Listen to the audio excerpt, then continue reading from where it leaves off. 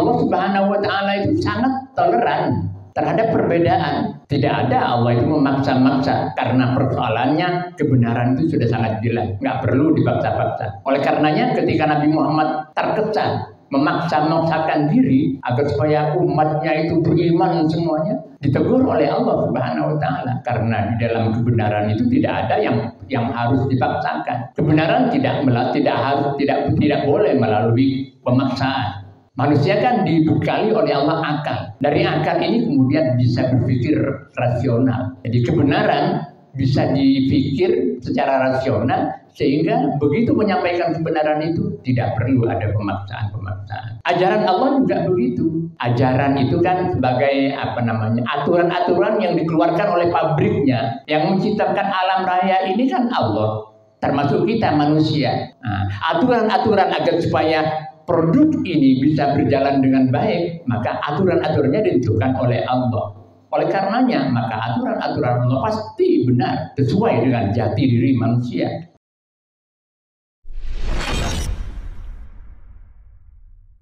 Bismillahirrahmanirrahim.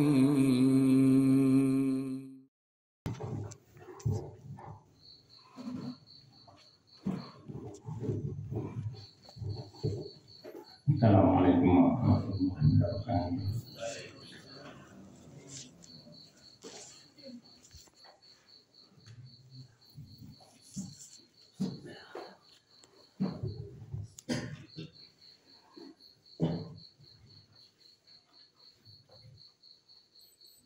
Tartil Al-Quranul Karim kita buka halaman 489. Halaman 489 surah Az-Zukhruf.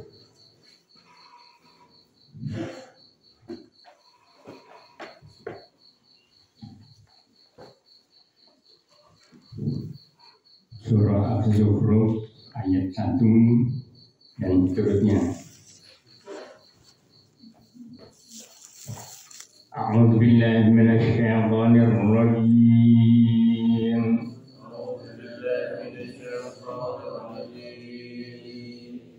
Bismillahirrahmanirrahim.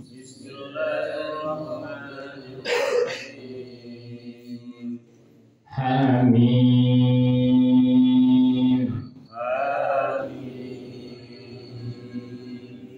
Wal kitabil mubin inna ja'alnahu Qur'anan Arabiyyan la'allakum ta'qilun. Wal kitabil mubin inna ja'alnahu Qur'anan Arabiyyan la'allakum ta'qilun.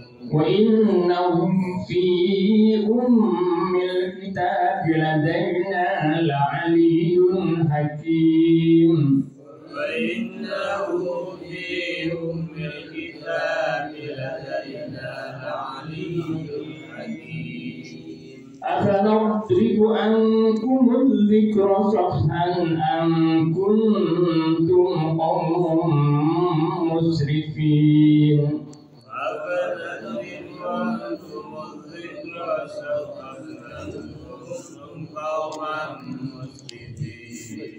Wa kam arsalna min nabiyyin fil awwalin.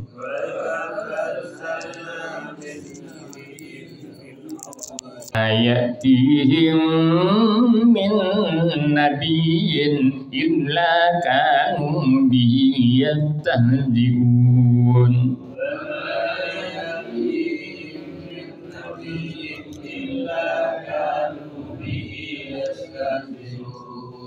فأهلكنا أشد منهم بطشا ومضى مثل الأولين.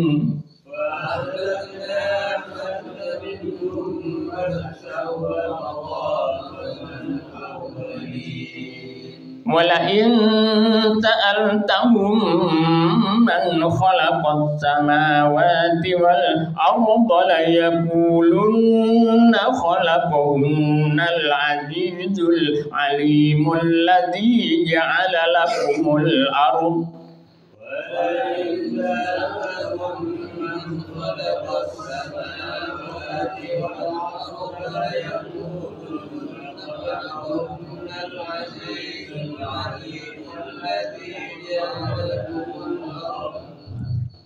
الذي جعل لكم الأرض مهدا وجعل لكم فيها سبلا لعلكم تهتدون. الذي جعل لكم الأرض مهدا وجعل لكم فيها سبلا لعلكم تهتدون.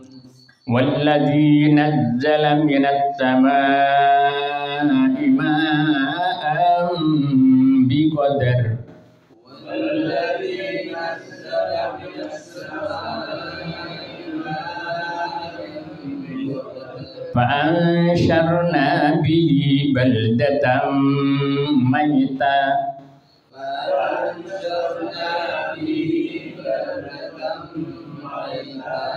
كذلك تخرجون. Kho ngorok di tenggorokan. Kadzalika tukhrajun. Itu kho. Kalau tidak ngorok bisa ha, bisa ha. Tapi kalau ngorok tidak ada pilihan lain kecuali itu kho. Kadzalika tukhrajun. Saya dulu waktu ngaji di Madura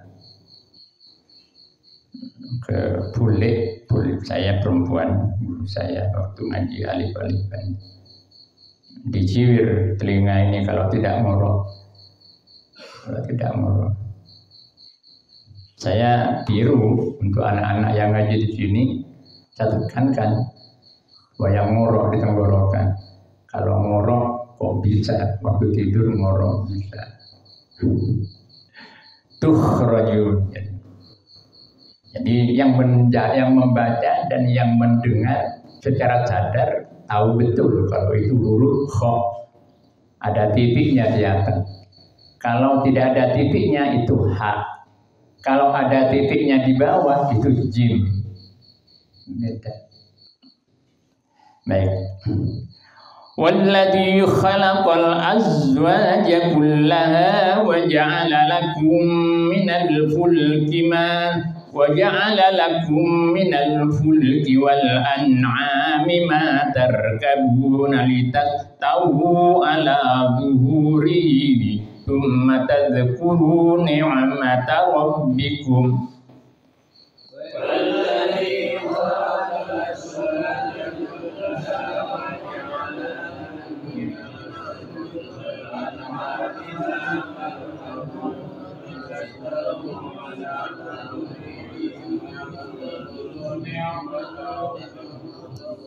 ثم تذكروا نعمة ربكم إذا استويتم عليه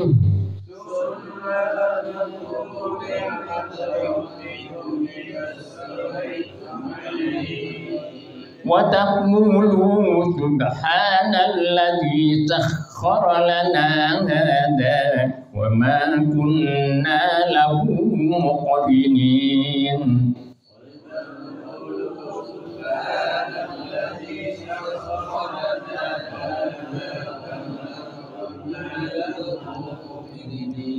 وإنا إلى ربنا لمنقلبون.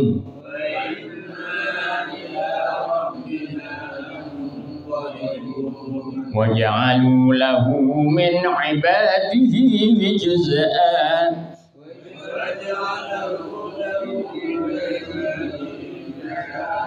إن الإنسان لكفور مبين.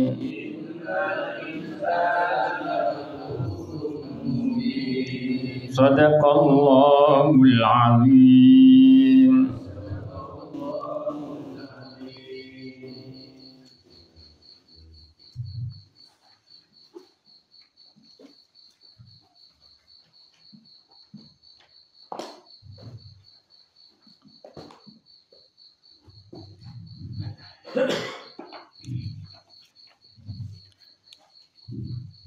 Tafsir Al-Quranul Karim, kita buka halaman 334. Halaman 334 surah Al-Hajj ayat 17.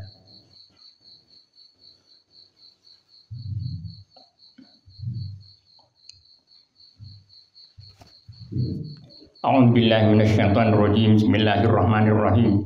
Alhamdulillahirabbil alamin. Wassalatu wassalamu ala asyrofil mursalin sayyidina Muhammad wa ala alihi wa sahbihi ajmain. Amma ba'du. Fa inna asdaqal hadithi kitabullah wa khairul hadiyati Muhammadin sallallahu alaihi wasallam wa syarrul umuri muhdatsatuha wa kullu muhdatsatin bid'ah wa kullu bid'atin dhalalah wa kullu dhalalatin finnar. A'udzu billahi minasyaitonir rajim. Innal ladzina amanu wal ladzina hadu was-sabiina wan nasara wal majusa wal ladzina asyraku innallaha yafsulu bainahum yaumal qiyamah. Innallaha ala kulli syai'in syahid. Sadaqallahul azim. Alhamdulillah, pagi hari ini kita masih dipertemukan kembali seperti hari-hari sebelumnya, hari-hari Ahad sebelumnya, bertemu untuk peningkatan kualitas diri kita, kualitas keimanan dan takwa kita melalui penambahan ilmu. Karena ilmu itu merupakan bagian dari hidayah. Seperti yang sering saya sampaikan bahwa iman dan takwa kita tidak bakalan meningkat apabila kita tidak memiliki pengetahuan tentang sisi-sisi keimanan dan ketakwaan itu. Bagaimana kita bisa melaksanakan sholat tahajud misalnya, kalau kita tidak mengetahui keutamaan sholat tahajud yang bangun malam itu. Kalau kita tidak tahu, tidak bakalan kita bisa melaksanakan itu. Jadi menambah ilmu, menuntut ilmu merupakan bagian daripada hidayah. Cuma hidayah tingkat awal. Jadi pengetahuan yang posisinya berada di otak kita. Jadi kita tahu ini, tahu itu dan sebagainya. Kemudian diperlukan hidayah yang kedua, yaitu hidayah taufik dari Allah, bimbingan dari Allah. Kemudian kita diberi kemampuan untuk melaksanakan apa yang sudah kita ketahui. Nah, lengkaplah kalau kemudian keduanya itu ada. Jadi ada hidayah ilmiah, kemudian ada hidayah amaliyah. Nah, ayat yang kita kaji pada pagi hari ini, innal ladzina amanu wal ladzina hadu dan seterusnya itu merupakan bagian atau berkaitan dengan ayat sebelumnya di mana Allah Subhanahu wa taala menjelaskan bahwa innallaha yahdi may yurid wa annallaha yahdi may yurid, ayat 16. Sesungguhnya Allah yahdi, memberi hidayah Allah may yurid kepada orang yang dikehendaki, kepada siapa yang ia kehendaki. Bagaimana tema kajian kita di YouTube itu ngambil judul itu, bahwa Allah hanya akan memberi hidayah itu kepada siapa yang dikehendaki. Siapa mereka yang dikehendaki itu adalah mereka yang siap menerima hidayah itu, yang punya persiapan untuk menerima hidayah dari Allah itu. Kalau hidayah itu berupa hidayah amaliyah, artinya kita punya semangat untuk terus menambah ilmu. Nah, orang yang bersemangat untuk menambah ilmu itu berarti sudah mendapatkan hidayah dari Allah untuk terus menambah ilmu. Nah, kemudian yang kedua, siapa mereka yang mendapatkan, yang siap untuk menerima hidayah itu? Mereka yang hatinya diberi semangat oleh Allah untuk melaksanakan apa yang sudah kita ketahui. Jadi wa anna Allah yahdi may yurid, dan sesungguhnya Allah yahdi akan memberi hidayah Allah may yurid kepada siapa yuridu yang ia kehendaki. Siapa yang mereka yang dikehendaki oleh Allah adalah mereka yang siap menerima hidayah itu. Kalau belum sudah menolak, ya nggak bakalan hidayah Allah akan diberikan kepada orang yang seperti itu.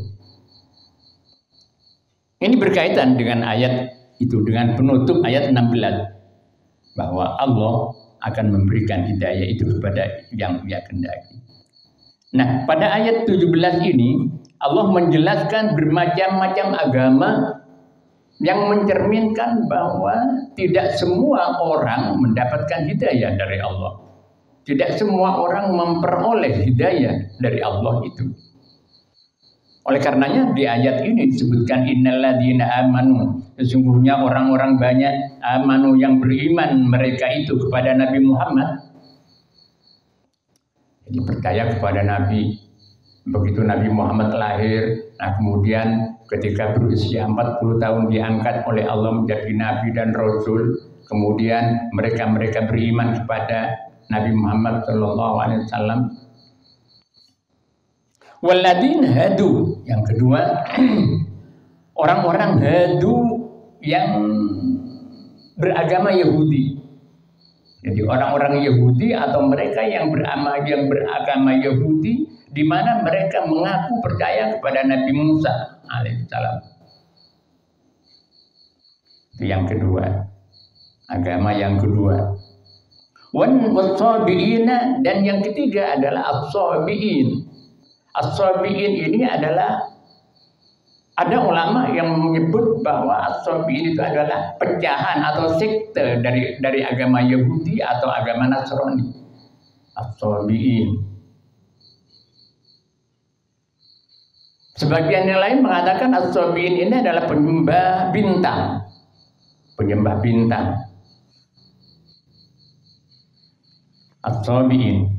Kemudian berikutnya wan-nasara, dan agama-agama Nasrani. Wan-nasara, dan orang-orang Nasrani. Nasara ini berasal daripada Nasira. Nasira.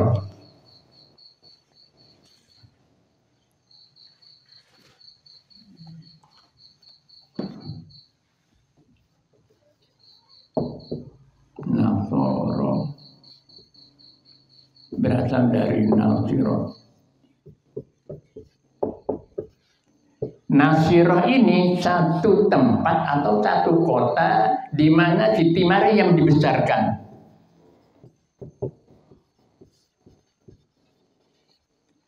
Siti Maryam ini sebagaimana kita tahu ibu dari Nabi Isa alaihissalam. Jadi Siti Maryam ini dibesarkan di Nasirah ini, sebuah desa di Palestina. Sebagaimana kita tahu, Siti Maryam itu ibunya bernama Hanna. Hanna, suaminya bernama Imron. Keluarga Sayyidina Imron dengan ibunya, dengan istrinya Hanna ini menginginkan seorang anak laki-laki untuk difokuskan mengabdi kepada Baitul Maqdis. Jadi kalau lahir anak laki-laki, semuanya tidak akan dipekerjakan, tidak disuruh kerja, tapi khusus untuk melayani Masjidil Aqsa, Baitul Maqdis. Tapi kemudian Allah melahirkan Siti Maryam ini. Nah, Siti Maryam ini sejak kecil dirawat oleh Nabi Zakaria. Sebagaimana riwayatnya di surah Ali Imran itu. Keistimewaannya luar biasa ini Siti Maryam. Kemudian dirawat oleh Nabi Zakaria, ditempatkan sebuah loteng khusus tempatnya merawat Siti Maryam ini. Setiap kali Nabi Zakaria itu datang ke atas, ke loteng untuk menjenguk Siti Maryam yang masih bayi itu, di situ ada hidangan-hidangan, ada sate, ada gulai, ada buah-buahan. Kemudian Nabi Zakaria bertanya, dari mana kamu dapat ini Maryam? Gimana itu Pak Guru? Anna laki hadza qalat huwa min indillah. Wa kaffalaha Zakaria Ali Imran ya. Ada ayatnya ayat berapa itu?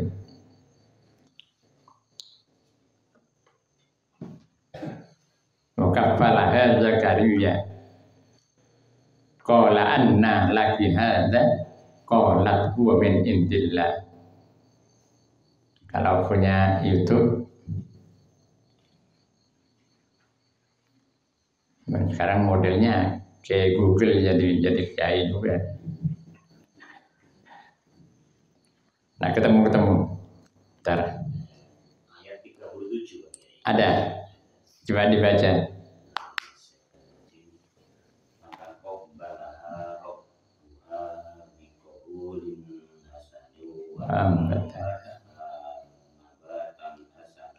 Kaffalaha Zakaria kullama dakhala 'alaiha Zakaria wajada indaha rizqan qala ya Maryam anna laki hadza qalat huwa min indillah inna Allaha yarzuqu man yasha'u bighairi hisab. Jelas terjemahnya.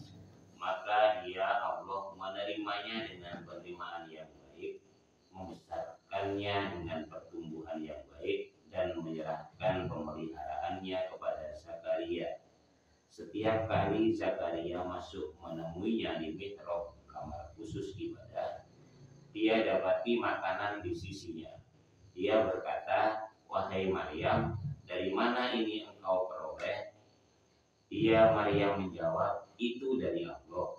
Sesungguhnya Allah memberi rezeki kepada siapa yang dia kehendaki tanpa perhitungan. Ya, jelas kan? Bayi kecil kemudian di sekitarnya itu, di mihrabnya itu, di lotengnya itu tersedia makanan-makanan yang enak-enak. Ada buah-buahan segala macam buah-buahan makanan. Ditanya oleh Nabi Zakaria yang merawat Siti Maryam itu, dari mana kamu dapat ini? Qalat huwa min indillah. Nah, Siti Maryam menjawab, itu semua dari Allah. Jadi kalau sekarang jangan heran kalau kemudian ada aulia ilah dan juga dengan Allah, itu diberi rezeki oleh Allah yang luar biasa. Oleh karena di akhir ayat itu innallaha yarzuqu man yasha'u bighairi hisab. Allah memberi rezeki kepada yang dikehendaki oleh Allah bighairi hisab, tanpa perhitungan. Nah, kembali kepada ini, kepada Siti Maryam dibesarkan di Nazirah. Dari Nazirah ini setelah besar, Siti Maryam ingin ke Baitul Maqdis. Ke Baitul Maqdis. Pada waktu itu sudah hamil. Jadi dari Nazirah ini ingin ke Baitul Maqdis. Pada waktu itu Siti Maryam sudah hamil Nabi Isa. Belum sampai di Baitul Maqdis, di Bethlehem, satu tempat Siti Maryam itu melahirkan Nabi Isa. Dalam bahasa Arabnya Baitul Lahmin.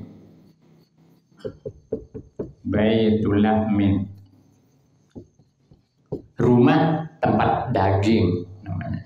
Nah, tapi dalam bahasa baratnya disebut Bethlehem.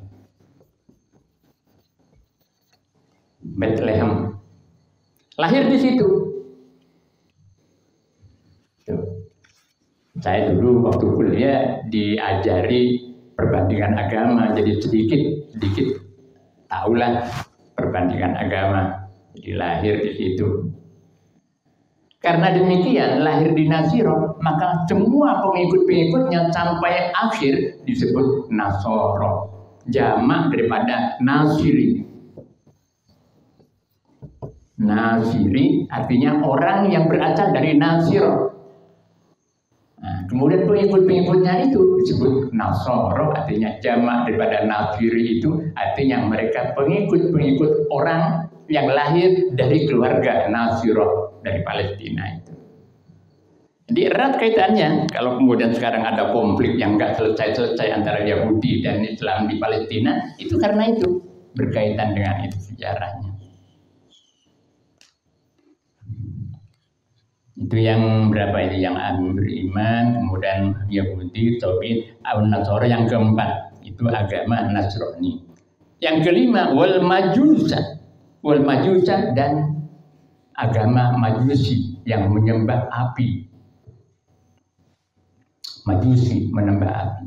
Pada prinsipnya agama Majusi ini mengakui ada dua Tuhan yang mengatur alam raya ini, yang mengatur dan menata alam raya ini. Mereka mengenal ada Tuhan cahaya, ada Tuhan cahaya atau Tuhan kebaikan yang disebut Ahura Mazda.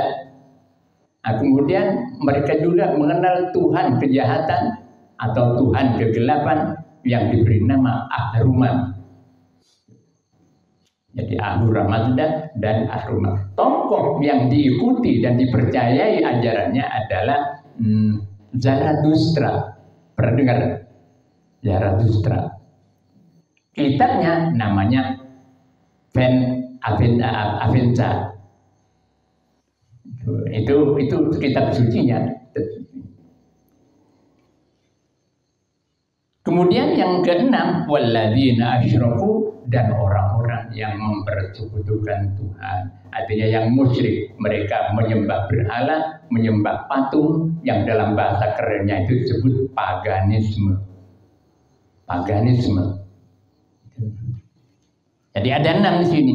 Walhasil agama yang disebutkan di sini ada 6. Yang pertama beriman kepada Nabi Muhammad SAW, artinya Islam. Kemudian yang kedua agama Yahudi, yang ketiga agama Sabi'in yang menyembah bintang, yang keempat agama Nasrani yang menyembah Tuhan, yang mengaku menyembah percaya kepada Nabi Isa alaihissalam. Jadi kalau Yahudi itu mengaku percaya kepada Nabi Musa alaihissalam, kemudian agama Nasraninya mengaku percaya kepada Nabi Isa alaihissalam.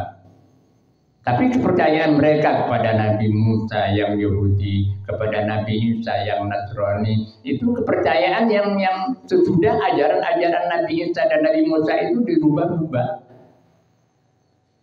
Sudah dirubah, sudah dirusak.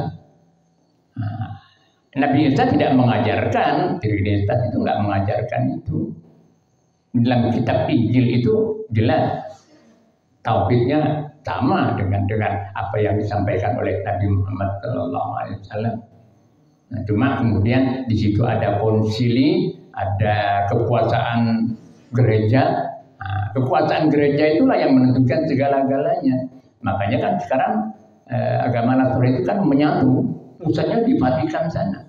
Kalau Vatikan bilang begini, semuanya tunduk, termasuk juga terhadap ajaran-ajarannya.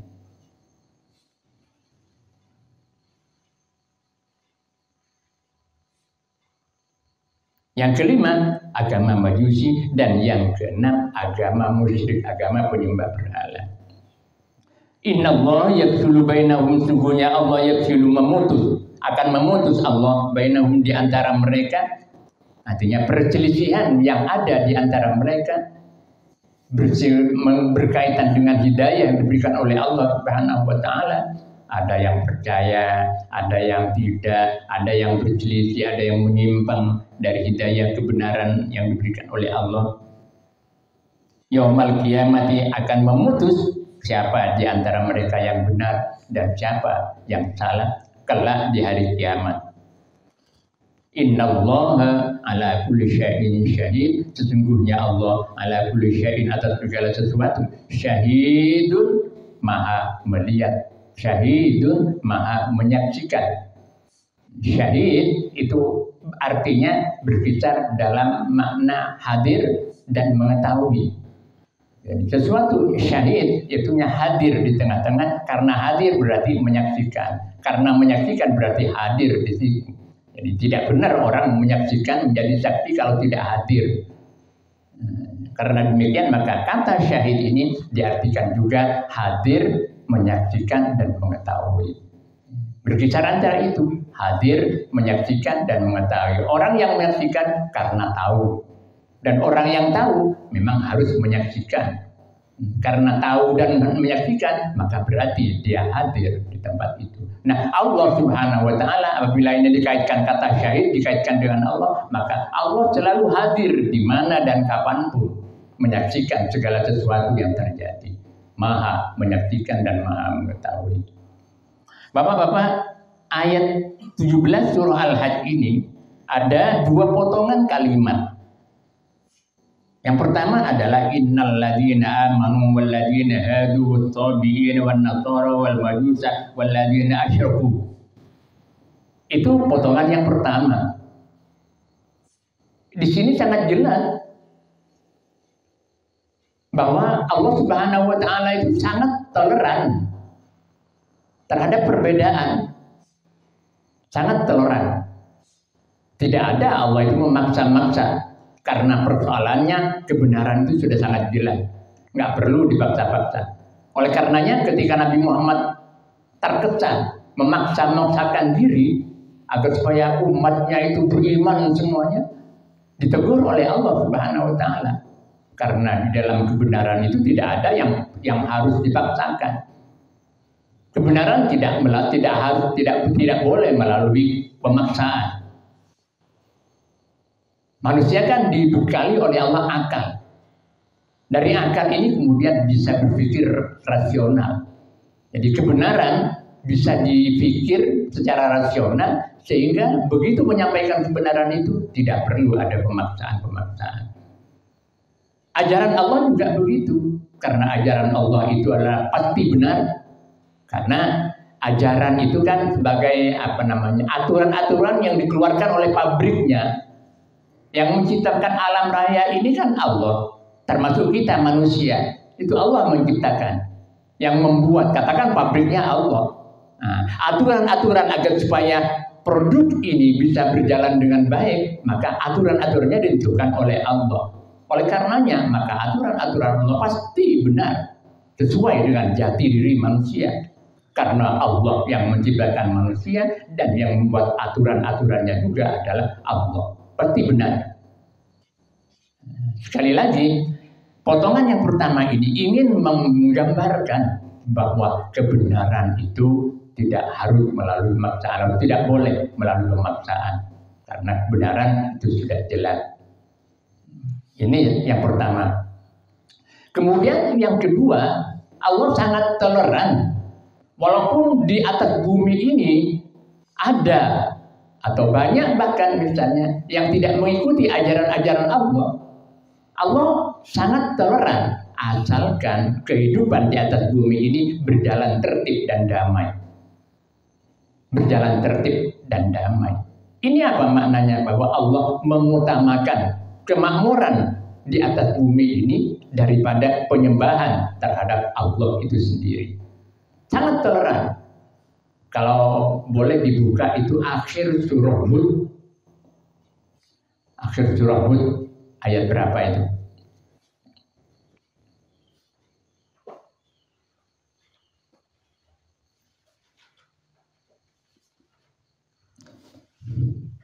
Wa ma kana rabbuka liyuhlikal qura bidzulmin wa ahluha muslihun. 100 berapa itu? Agak akhir sudah Pak Guru itu. Apa 117 atau berapa itu? Wa ma kana rabbuka liyuhlikal qura bidzulmin wa ahluha muslihun. Ada? Coba.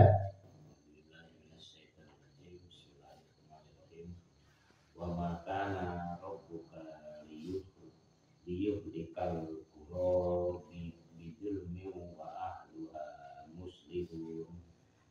Artinya, dan Tuhanmu tidak akan membinasakan negeri-negeri secara zalim selama penduduknya orang-orang yang berbuat kebaikan. Nah, itu. Wa ma kana rabbuka liyuhlikal qura bidzulmin wa ahluha muslihun. Allah sekali-kali, ini jelas. Jadi liuk ada lamnya di situ, ada makan wa makan, dan Allah tidak sekali-kali akan membinasakan satu negeri dan penduduknya tentunya. Wa ahluha muslihun, dan penduduk negeri itu muslihun. Dia berbuat baik di antara sesama. Jalur antara kewajiban dan hak itu dilaksanakan dengan baik oleh warganya, oleh masyarakatnya. Menarik untuk kemudian kita teliti ayat ini. Bidulmin, kata bidulmin itu ada bab di situ. Ada bab yang dimaksudkan sebab, ada yang dimaksudkan sebagai mulabasa, artinya keterkaitan di situ.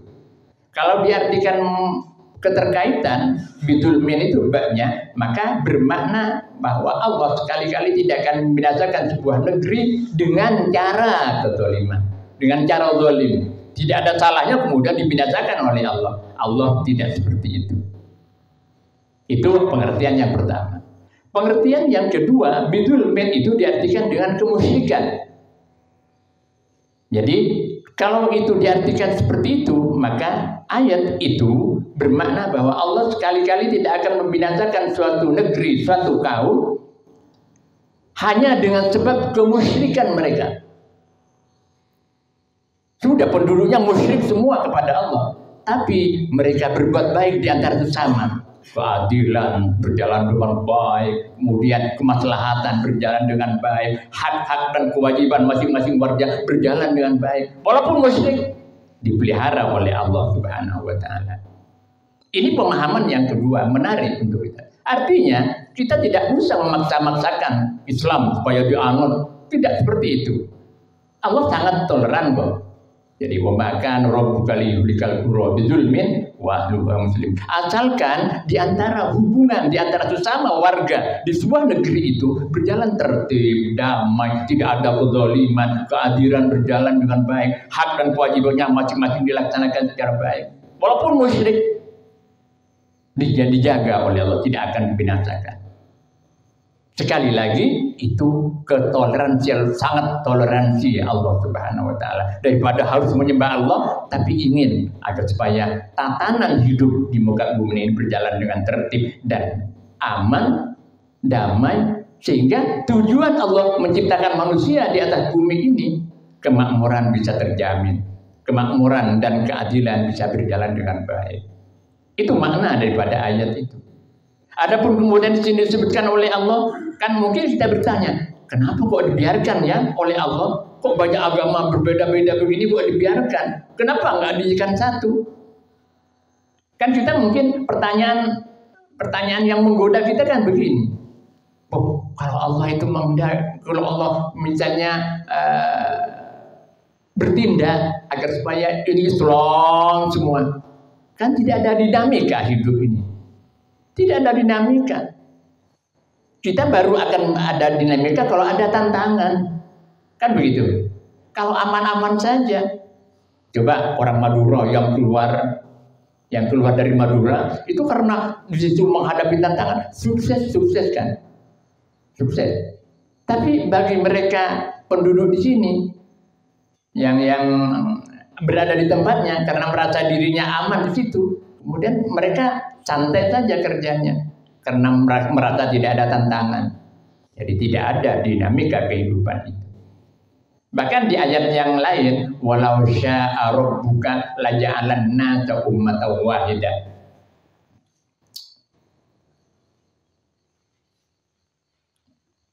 Surah Hud juga ayat 118. Walau syaa rabbuka laja'alan nasa ummatan wahidah. Ya. Walau syaa rabbuka laja'alan nasu ummatan wahidatan wala yazaluna mukhtalifina illa rabbuk. Dan jika Tuhanmu menghendaki, tentu Dia jadikan manusia umat yang bersatu, tetapi mereka senantiasa berselisih, kecuali orang yang diberi rahmat oleh Tuhan. Nah itu, walau syaa, andai kan Allah itu mau, semua penduduk bumi ini Islam semua, bisa. Tapi dibiarkan oleh Allah berbeda-beda. Dibiarkan oleh Allah berbeda-beda. Yang pertama agar supaya ada dinamika dalam kehidupan ini dalam rangka memakmurkan bumi. Yang kedua, karena manusia itu dicipta oleh Allah dibekali akal, biar akalnya memilah dan memilih sendiri. Biar akalnya berpikir dan bisa memilah dan memilih sendiri. Mana kebenaran yang hakiki itu? Pasti ada itu. Di hati kecilnya, mereka yang beragama-agama yang berselisih itu. Kalau kemudian kita duduk-duduk ngobrol, katakan diskusi, mereka akan mengakui itu. Bahwa kebenaran itu datangnya dari Allah. Bahkan di ayat lain misalnya walau syaa rabbuka la amana man fil ardi kulluhum jami'an afa anta tukrihun nas hatta yakunu mu'minin, surat Yunus ayat 99. Apakah kamu akan memaksa manusia untuk beriman semua, Muhammad? Tidak bisa. Jangan lakukan itu, kata Nabi, kata Allah kepada Nabi. Artinya di sini ingin saya kaitkan dengan ini, karena di situ ada 6 agama yang ditonjolkan oleh Allah dalam ayat 17 ini, maka korelasi dari ayat ini bahwa menunjukkan itu pembiaran dari Allah, dibiarkan oleh Allah, diberi kebebasan manusia untuk memilih dan memilah mana agama yang akan diikuti, karena untuk pada mereka Allah memberikan bekal akal, biar akal ini yang memilah dan memilih.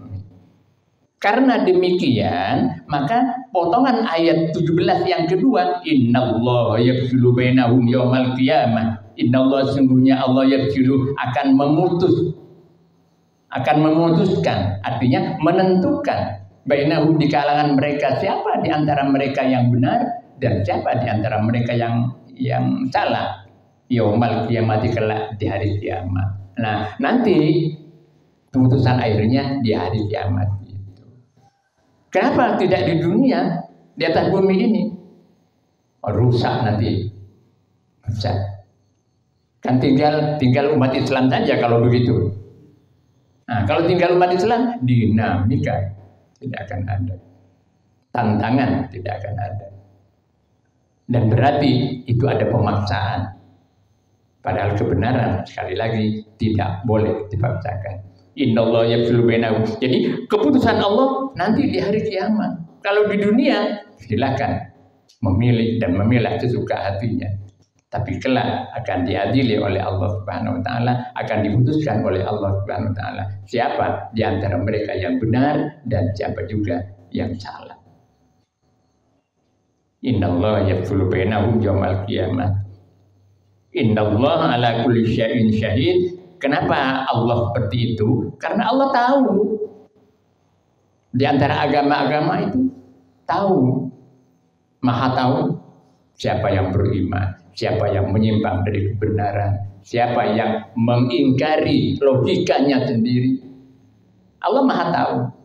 Nah, kemudian di akhirat kelak, di kiamat kelak, Allah memutuskan, menentukan, oh ini salah. Karena demikian, maka bagi yang beriman dan mengikuti kebenaran ditempatkan di surganya oleh Allah Subhanahu wa taala, dan siapa yang menyimpang dari kebenaran itu ditempatkan di nerakanya oleh Allah melalui adab yang ditentukan oleh Allah. Nah, itulah Bapak-bapak. Jadi perbedaan, perselisihan itu pasti ada di atas dunia ini untuk saling berlomba dan memacu dalam rangka hidup memakmurkan bumi ini. Karena hikmah dan tujuan utama Allah menciptakan manusia ketika ditawarkan pada malaikat itu dalam rangka memakmurkan bumi ini dengan kemaslahatan dan kepentingan bersama. Kembali kepada ayat itu, surah Hud tadi, bahwa Allah sekali-kali tidak akan membinasakan satu negeri bukan karena kemusyrikannya, tapi apabila mereka sudah tidak menjalankan keadilan, mereka hak-hak dan kewajibannya sudah sama-sama mengabaikan warga penduduk negeri itu, maka pada saat itu Allah akan membinasakan. Kenapa? Melalui mereka sendiri, saling curiga, saling membenci, saling dendam, maka warga masyarakat itu akan hancur, akan rusak. Dan ini adab Allah akan turun.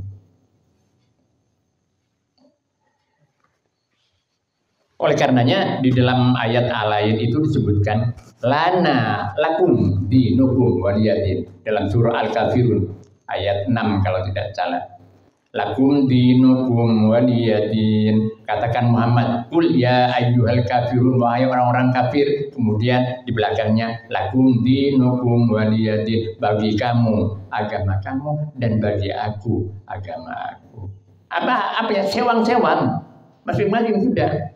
Kalau di dunia ini bisa seperti itu, bisa menjawab masing-masing. Tapi kelak di akhirat, pada saat kiamat terjadi, di situ Allah memutus siapa yang benar dan siapa yang salah. Ini kalau dengan orang yang berlainan agama. Bagi orang yang sama agama, sama-sama muslim misalnya, Allah menuntun lakum lana a'maluna walakum a'malukum.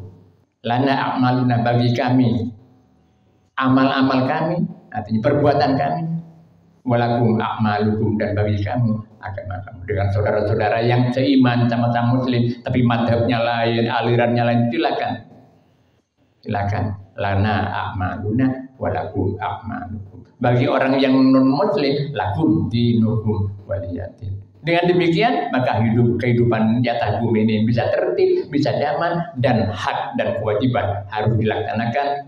Keadilan juga dijalankan, maka Allah akan menjamin keamanan itu. Ini cara memandang Al-Quran. Sangat toleran sekali Allah Subhanahu wa Ta'ala. Itu kan umat manusianya ini yang potong-potongan melebihi pangeran. Padahal yang namanya kebenaran itu tidak boleh dipaksakan, tidak boleh disampaikan dengan memaksa-maksakan. Yang terpenting hidup di atas bumi ini harus melakukan kemakmuran dan kemaslahatan untuk kepentingan bersama. Dan itu tidak bisa dilakukan kalau keadaannya tidak tertib, kemudian tidak damai, tidak aman, terus konflik, terus. Itu tidak akan terjadi kemakmuran itu. Kemaslahatan itu sulit atau tidak bisa dilaksanakan. Nah. Innallaha ala kulli syai'in syahid. Sungguhnya Allah ala kulli syai'in, atas setiap sesuatu, syahidun, maha hadir, maha mengetahui, dan maha menyaksikan. Karena demikian maka keputusan akhir nanti di hari kiamat, siapa yang benar dan siapa yang salah. Bagi yang benar ditempatkan tempat yang baik, yaitu di surganya Allah, dan siapa yang salah tentu diadab dan ditempatkan di tempat yang jelek, yang buruk, yaitu di nerakanya Allah Subhanahu wa Ta'ala. Na'udzubillah min dzalik.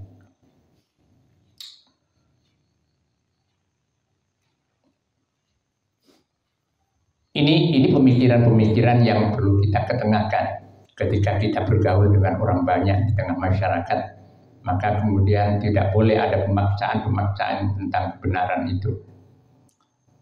Adapun kemudian bagi mereka yang sudah Islam, istilahnya tidak pemaksaan. Jadi, pokoknya yang memaksa itu tidak boleh, tidak diperkenankan oleh Allah. Pemaksaan-pemaksaan tidak diperkenankan. Diminta atas kesadaran sendiri, karena kebenaran sudah sangat jelas. Jadi bagi yang muslim sekalipun, itu walaupun untuk melaksanakan syariat, nah itu tidak boleh dipaksa-paksakan. Yang penting kita menyampaikan amar ma'ruf nahi mungkar, dan kita tidak punya wewenang untuk memberi hidayah mereka. Tidak punya hak dan wewenang untuk memberi hidayah kepada mereka. Allah yang memberi hidayah. Wong paman Nabi saja, paman ini pamannya Nabi. Itu kalau tidak dikehendaki, innaka la tahdi man ahbabta walakinallaha yahdi man yasha. Wahai Muhammad, engkau tidak bisa memberi hidayah kepada orang yang kamu cintai. Cuma seperti kemarin saya sampaikan, ulama-ulama ada sebagian yang enggan memperluas bahasan ayat ini, karena Nabi tentu sedih hatinya.